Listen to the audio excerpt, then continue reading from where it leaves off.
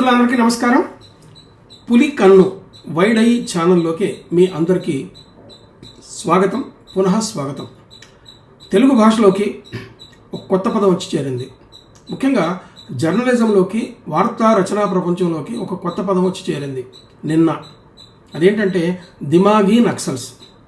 ఈ పదాన్ని మరెవరో కాదు, భారత ప్రధానమంత్రి శ్రీ నరేంద్ర మోదీ గారు నిన్న స్వాతంత్ర్యోద్యమ ఉత్సవ సందర్భంలో ఎర్రకోటపై నుంచి చేసినటువంటి ప్రసంగంలో ఈ దిమాగీ నక్సల్స్ అనేటటువంటి పదాన్ని ఆయన వాడాడు.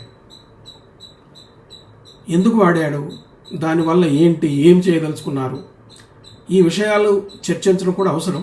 కానీ వాటికంటే నాలాంటి వాడికి ప్రధానమైంది ఏంటంటే, ఈ భాష గురించి ఆలోచించే వాళ్ళకి ప్రధానమైంది ఏంటంటే ఆ పదం దిమాగీ నక్సల్స్ అనేటటువంటి పదాన్ని కొత్తగా మొట్టమొదటిసారిగా వాడారు. ఇండియన్ జర్నలిజంలోకి కొత్తగా దిమాగీ నక్సల్స్ అనేటటువంటి పదం వచ్చింది. దీని గురించి మనం చర్చిస్తాం. అయితే నిన్న మొన్నటి దాకా అర్బన్ నక్సల్ అనేటటువంటి ఒక పదం వాడుకలో ఉన్నది. ఈ పదం వాడుకలో ఉండగా అది ఆయనకు తెలుసు. అర్బన్ నక్సల్స్ అనే మాట ఆయన ప్రతిపక్షాల మీద విమర్శ చేస్తూ కూడా, లేకపోతే నక్సలిజం మీద విమర్శ చేసేటప్పుడు కూడా నరేంద్ర మోదీ గారు కానీ ఇంకా బీజేపీ నాయకులు కానీ చాలా సందర్భాల్లో అర్బన్ నక్సల్స్ అనే మాట వాడతారు. అయితే మిగతా పార్టీల వాళ్ళు కూడా అర్బన్ నక్సల్స్ అనే మాట వాడతారు. అయితే బీజేపీ వాడే అర్బన్ నక్సల్స్ అనే మాట వాడటానికి మిగతా పార్టీలు వాళ్ళు వాడటానికి కొంత తేడా ఉంటుంది.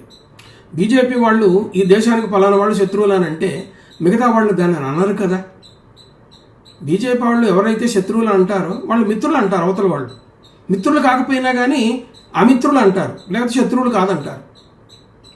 ఇలాంటి రాజకీయ క్రమం ఉంటుంది మనకి. కానీ అర్బన్ నక్సల్ అని అనకుండా దిమాగీ నక్సల్స్ అని ఎందుకు అన్నాడు, దీనికి ప్రత్యేకత ఏమైనా ఉందా అని ఆలోచించాల్సినటువంటి అవసరం ఉన్నది.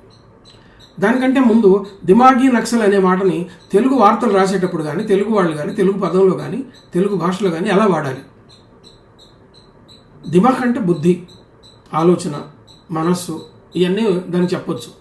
అంటే మెదడుని దిమాగ్ అంటారు, ఆలోచించే ఈ బుద్ధినే దిమాగ్ అంటారు. వాడికి దిమాగ్ లేదా అంటారు. అంటే దిమాగ్ అనే మాట ఉర్దూ మాట. అది అయితే దాన్ని ఉర్దూ మాట కాకుండా దిమాగీ నక్సల్స్ అని, దిమాగ్ అనే మాట వాడుతూనే ఉన్నాం కాబట్టి తెలంగాణలో దిమాగీ నక్సల్స్ అని మనం కూడా వాడచ్చు. కానీ తెలుగు మాట చెప్పొచ్చు కదా. సో మేధస్సు, మేధావి, బుద్ధిజీవి అనే మాటలు ఉన్నాయి కదా మనకి. దాంతో కలిపి దిమాగీ నక్సల్స్ అని అంటే దాన్ని మేధో నక్సల్ అని అనొచ్చా?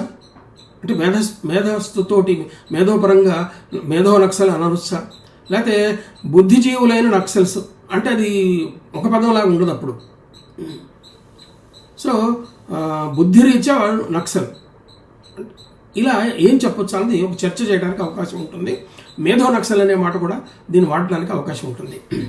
అయితే ఇప్పుడు ఆయన ఎవరిని అన్నాడు, ఎందుకన్నాడు ఈ మాట మనం ఆలోచించినట్టయితే ఆయన ఇంకా ఏమన్నాడంటే, ఈ దిమాగీ నక్సల్స్ని ఐడెంటిఫై చేసి ఐసోలేట్ చేయాల్సినటువంటి అవసరం ఉన్నది. అలా చేసినప్పుడే భారతదేశం వికసిత భారత్గా అభివృద్ధి చెందడానికి వీళ్ళు అభివృద్ధి నిరోధకులుగా ఉంటారు.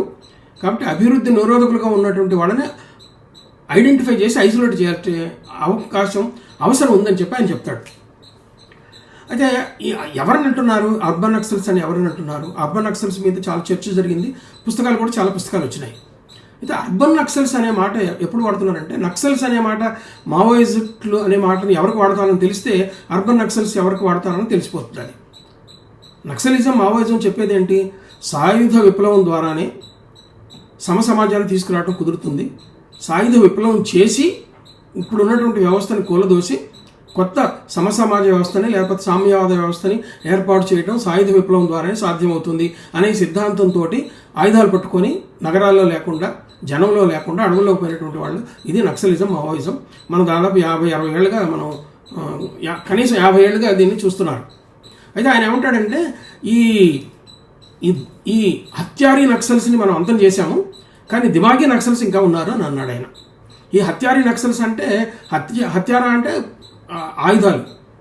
ఆయుధాలతో ఉన్నటువంటి నక్సల్స్ని అంతమొందించాము, కానీ ఇంకా ఆలోచనలలో నక్సలిజం ఉన్నటువంటి వాళ్ళను అంతమొందించలేకపోయినాం అని అన్నాడు. అది సో ఈ ఆలోచనాపరమైనటువంటి నక్సల్స్ని ఐడెంటిఫై చేసి ఐసోలేట్ చేయాల్సినటువంటి అవసరం ఉందని చెప్పి ఆయన అంటాడు. ఈ కారణంగా ఒక కొత్త పదం వార్తల్లోకి, జర్నలిజంలోకి వచ్చేసింది. ఇక్కడ ఆలోచించాల్సింది ఏంటంటే, ఈ అర్బన్ నక్సల్స్ అనేటువంటి వాళ్ళే ఆయుధాలు పట్టుకొని యుద్ధానికి పోరు. కానీ అక్కడ అడవిలో ఉన్నటువంటి వాళ్ళను గ్లోరిఫై చేసేటటువంటి ప్రయత్నం చేస్తారు.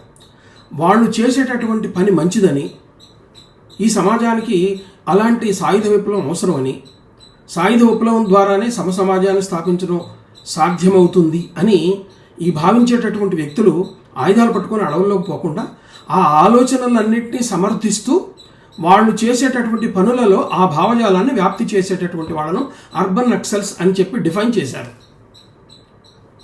వాళ్ళు ఒక ఉపన్యాసకులుగా కావచ్చు, లేకపోతే ఒక రచయితలుగా కావచ్చు, ఒక కవులుగా కావచ్చు, ఒక ఉపాధ్యాయులుగా కావచ్చు, ఒక మానవ హక్కుల రూపంలో కూడా ఉండవచ్చు, లేదా సినిమా నిర్మాతలు కావచ్చు, సినిమాలు తీసేవాళ్ళు కావచ్చు.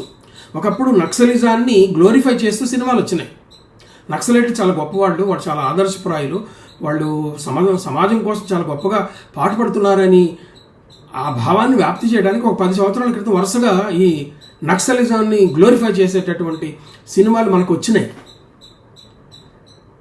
అయితే సినిమా రంగం ద్వారా నక్సలిజాన్ని గ్లోరిఫై చేసినట్టుగానే బయట ఉన్నటువంటి మేధావుల్లో కవులు కావచ్చు, రచయితలు కావచ్చు, లేకపోతే నాటకకారులు కావచ్చు, వేరు వేరు కళారూపాల్లో ఉన్నటువంటి వాళ్ళు కావచ్చు, ఈ ఆలోచనలను గ్లోరిఫై చేస్తూ దాన్ని వ్యాప్తి చేసేటటువంటి వాళ్ళను అర్బన్ నక్సల్స్ అని చెప్పి వాళ్ళు వ్యవహరిస్తూ ఉన్నారు. దాన్ని అదే పేరుతోటి మనకి పుస్తకాలు కూడా వచ్చినాయి. అయితే ఇప్పుడు ఆయన ఆ మాట వాడొచ్చు కదా ప్రధానమంత్రి.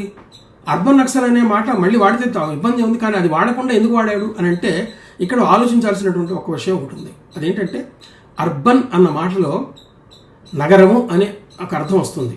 మరి ఇంగ్లీష్లో అట్లా ఖాయం చేశారు, అది అలవాటైపోయింది. కానీ నగరం వెలుపల కూడా పల్లెటూళ్ళలోనూ అక్కడ ఇక్కడ ఎక్కడైనా ఉండొచ్చు కదా, ఆన్లైన్లో కూడా ఉండొచ్చు కదా. వాడు ఆన్లైన్లో నక్సలిజాన్ని వ్యాప్తి చేసేటటువంటి వాళ్ళు పల్లెటూళ్ళలో ఉన్న పట్టణంలో ఉన్న ఎక్కడుంటే ఏమైంది? కాబట్టి అర్బన్ నక్సల్ అనే మాట ఆ పరిధిని అర్బన్ వరకే దాన్ని లిమిట్ చేస్తుంది.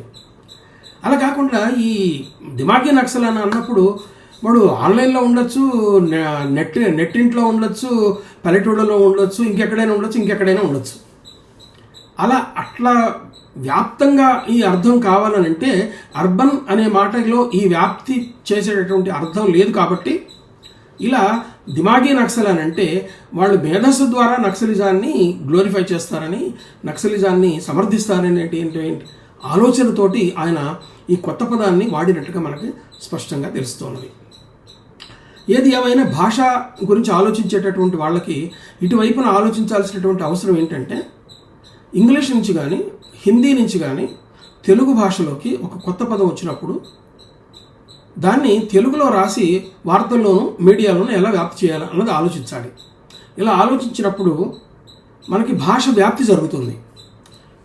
అయితే మీడియాలో పనిచేసే వాళ్ళకి కానీ పత్రికలో ఉండేవాళ్ళకి కానీ కొత్త పదం ఇంగ్లీష్ పదం వస్తే దాన్ని తక్షణమే చాలా పక్కడబందీగా దాన్ని అనువాదం చేయడం కుదరకపోవచ్చు. కానీ 2 రోజుల తర్వాత 3 రోజుల తర్వాత అయినా కానీ దాన్ని ఆలోచించి ఒక పదాన్ని క్రియేట్ చేసి దాని వ్యాప్తిలోకి రావాల్సినటువంటి అవసరం ఉంది. ఇలా చేసినప్పుడు తెలుగు భాష ప్రతిరోజు వచ్చే వార్తల ద్వారా సుసంపన్నమై దానిది వ్యాప్తిలోకి చేరుతుంది. కాబట్టి ఈ చర్చ అంతా కూడా భాషకు సంబంధించినటువంటి చర్చ. ఇది నక్సలిజాన్ని గురించి విశ్లేషించేది కాదు. కాకపోతే ఆయన ఎందుకు వాడాడు అన్న పదాన్ని మనం ఈ రోజున చర్చించాం. మిత్రులారా నమస్తే. ఈ వీడియో మీకు నచ్చితే లైక్ చేయండి, షేర్ చేయండి, మీ బంధుమిత్రులకు షేర్ చేయండి. నా ఛానల్ సబ్స్క్రైబ్ చేసి పక్కన ఉన్న బెల్ ఐకాన్ నొక్కండి. దీనివల్ల ఎక్కువ మంది ఉచితంగా చూసే అవకాశం ఉంటుంది. నమస్తే.